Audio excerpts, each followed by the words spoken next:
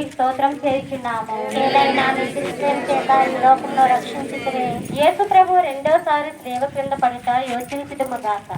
ఈ పాటల వలన వారి తిరుశిరస్సునందును అవయవములందును గల గాయములలో మరలా నొప్పి కలిగిన ప్రార్థించదము.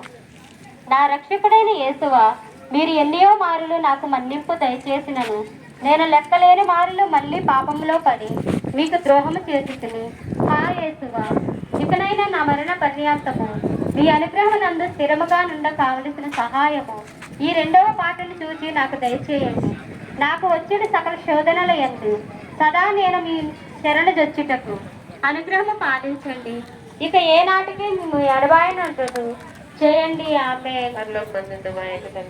మీరు అమ్మ కొంచెం పండుగాక, మీరు అర్థం వచ్చును గాక, మీ చిత్తము పర్లోక పొందు నెరవేరినట్లు ఊరోక పొందు నెరవేరుగాక.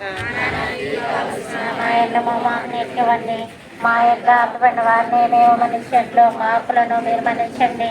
మమ్మో శోధన ఎంతో ప్రవేశిస్తున్న ఒక కీడుల నుండి మమ్మల్ని రక్షించండి. ఆమె దేవర ప్రసాదం వచ్చేదాన్ని మరి దినము ఏదైనా బాధ్యత ఉన్న వేరే ఆశ్రమపడ్డ వారికి మీ గర్భాసనకు చేస్తూ ఆశ్రమపడ్డ వారికి మరియు మా సర్వేశ్వర మాట పాపాత్మలైన మా కొరకు ఇప్పుడను మా మరణ సమయమందున ప్రార్థించండి. ఆమె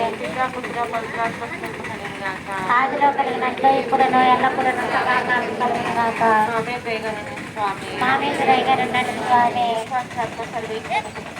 సమాధానంతో ఇచ్చుగాక.